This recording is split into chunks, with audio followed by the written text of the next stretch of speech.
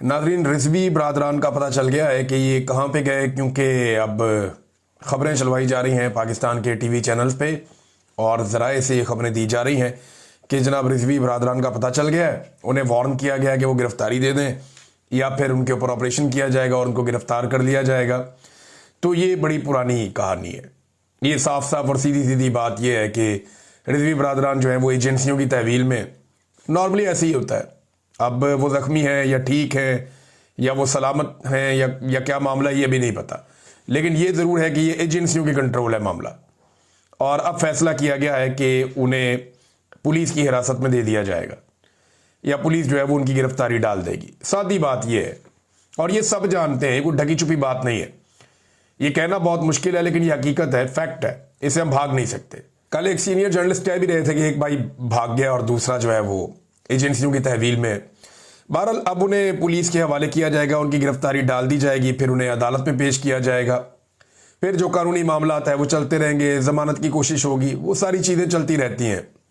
लेकिन असल मामला ये है कि मामला क्या तय हुआ, यानी अगर ये एजेंसियों की हिरासत में है दोनों भाई या दोनों में से एक भी, तो मामला क्या तय हुआ और किन शराइत के ऊपर चीज़ें आगे बढ़ रही हैं। नॉर्मली ये जो एजेंसियां दबाव डालती हैं और लोग बाहर आकर ये कहते हैं जी हम तो शुमाली इलाका जात में चले गए थे। कुछ लोग ये कहते हैं कि वो अभी गिरफ्तार हुए हैं। यानी आपको याद होगा इंतज़ार पंचुता साहब जो थे, उन्हें एजेंसियां उठाकर ले गई थी और बाद में वो एक वकूआ बना के उनको बाजियाब करवा लिया गया।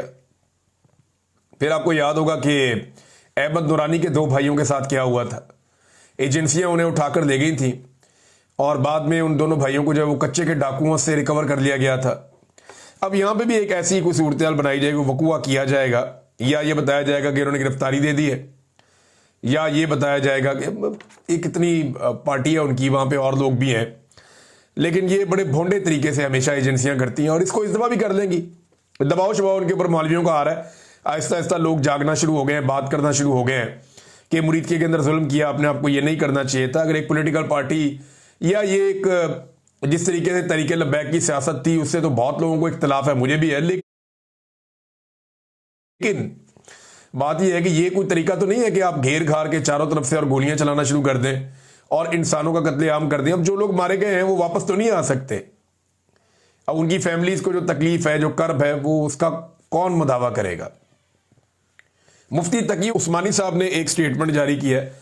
जरा मुफ्ती तकी उस्मानी साहब का आप स्टेटमेंट देखिए। इसमें मुफ्ती साहब ने एक तो गजा का जिक्र किया और साथ में उन्होंने जिक्र कर दिया ये तहरीक लब्बैक वालों का भी। उन्होंने कहा जी कि शर्मुल शेख में गजा की जंगबंदी के मुआहदे पर दस्तखत हो गए और बेइख्तियार बकौल शायर दिल खुश तो हो गया मगर आंसू निकल पड़े। क्यों, ये देखें जरा, ये आपके पाकिस्तान के टॉप के आलम दीन है। उन 70,000 शोहदा को याद करके जिन्होंने अपनी मौत को गले लगाकर फलस्तीन को जिंदा रखा, ये याद करके कि इस अमन का सहरा लाखों जानों के नुकसान के बाद उसी के सर बंधा हुआ है जिसने कुदस में सफारतखाना कायम करके उसे इसराइल का मरकज करार दिया था और 2 साल तक, यानी ट्रंप के सर के ऊपर सहरा क्यों बांधा गया, वो ये कह रहे हैं भाई सहरा तो आपके अपने आर्मी चीफ ने और वजीर आजम ने बांधा है। आपके वजीर आजम ने वहां पे 28 सेकंड तक वो तारीफ की है कि ट्रंप की कोई 28 साल तक इतनी तारीफ नहीं कर सकता। बहुत सारे दुनिया के अंदर लोग पाकिस्तान को बेइज्जत कर रहे हैं, पाकिस्तान के बारे में ऐसी बातें कर रहे हैं कि ऐसा अर्दली वजीर आजम आपने रखा हुआ है और इस किस्म का क्लाउन और जोकर आप ये क्या कर रहे हैं आप, यानी आपकी कोई सेल्फ रिस्पेक्ट है आपके मुल्क की? ये तो भांडों वाला किरदार है जो पाकिस्तान के वजीर आजम ने अदा कर दिया है। और अब बाद में जो है शर्मिंदगी और खिफत मिटाने के लिए कभी ये स्टेटमेंट कभी वो स्टेटमेंट। भाई वहां पे खड़े होकर अपने ऊपर कंट्रोल करना था ना। खुशामद की आदत ही इतनी ज्यादा पड़ गई है कि जहां कोई बड़ा आदमी देखा खुशामद शुरू कर दी। असद उमर ने इसके ऊपर बड़ा अच्छा तबसरा किया। उन्होंने कहा जी कि ये नया वर्ल्ड रिकॉर्ड है और वर्ल्ड रिकॉर्ड ये है कि 28 सेकंड के अंदर चेरी ब्लॉसम का पूरा डब्बा ही खत्म कर दिया। कमाल कर दिया शहबाज शरीफ ने। वैसे इसकी कोई दूसरी मिसाल नहीं मिलती, लेकिन यहां पे ये मुफ्ती साहब ये जिक्र नहीं करेंगे, बस सिर्फ बोल बोल बात कर रही उन्होंने।